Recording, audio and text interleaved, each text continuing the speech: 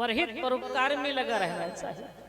लेकिन कुछ लोग परहित परोपकार का अर्थ ही नहीं समझते हैं कि क्या होता है। एक बार एक गुरु जी के पास में 3 चेला रहते थे। 3 चेला थे, गुरुदेव जी थे। तो गुरुदेव जी ने अपने शिष्यों को यही समझाया, बेटा परहित करते रहो, परोपकार करते रहो, यही सबसे बड़ा धर्म है, यही सबसे बड़ा कर्म है। और तीनों शिष्यों ने कहा, गुरुदेव बताइए परहित परोपकार की परिभाषा क्या है, इसे हम कैसे समझें। गुरु जी ने कहा, देखो बच्चों, कोई भूखा है उसको भोजन करा दो, यही परहित है। प्यासे को पानी पिला दो, परहित है। कोई बेचारे बूढ़े बुजुर्ग हैं, कहीं जाना चाहते हैं, नहीं जा पा रहे हैं, तो उनको हाथ पकड़ करके वहां तक उनको भेज दो। दीनहीन की सेवा करना ही तो परहित है।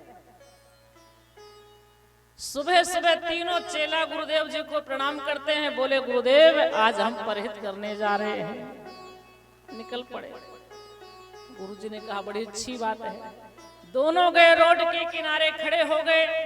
एक बूढ़ी माता हाथ में डंडा लेकर के, एक झोला लेकर के खड़ी थी बस के इंतजार में। बस आएगी, इसी में बैठकर चली जाऊंगी। वो तीनों गुरुदेव के शिष्य आए और बोले, मैया कहाँ जाना है? बोले, अरे भैया बस अमेठी तक जाना है, बस आएगी, इसी में बैठकर चले जाएंगे। उन तीनों ने कहा, मैया चलो हम तुम्हें इस किनारे तुम खड़ी हो, उस किनारे तुम्हें खड़ा कर देते हैं। उस मैया ने कहा, नहीं नहीं भैया, मुझे यहीं से गाड़ी पकड़नी, वहां से नहीं पकड़नी, यहाँ से पकड़नी है। उन तीनों ने कहा, नहीं नहीं, हमारे गुरुदेव जी ने तो कहा था कि परहित करना, परोपकार करना, आज तो हम परहित करेंगे चाहे जो हो जाए। उस मैया का हाथ पकड़ा। मैया बोली, नहीं भैया वहां मत ले जाओ, मुझे यहीं से गाड़ी पकड़ना है।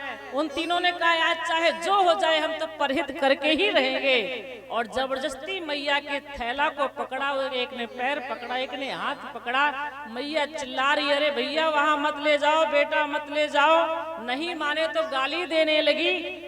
उन तीनों शिष्यों ने कहा, अरे मैया चाहे आप जितनी भी गाली दो, हमारे गुरुदेव ने कहा है कि परहित परोपकार करते समय कोई गाली दे तो सुन लेना चाहिए।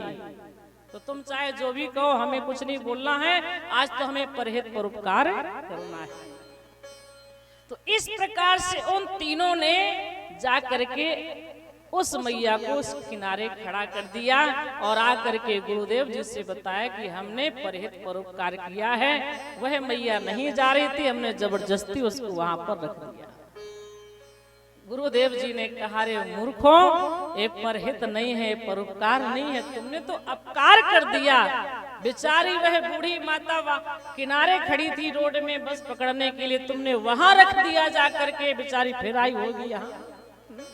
तुमने परहित कहाँ किया है, परोपकार कहाँ किया है? तो कुछ लोग ये मन में ठान लेते हैं, ये नहीं सोचते कि सामने वाले का हित हो रहा कि नहीं हो रहा। नहीं, हम तो हित करके ही रहेंगे, परहित करेंगे। तो ध्यान रखिएगा, इसकी परिभाषा क्या है, इसको भी ठीक तरह से समझाना पड़ता है।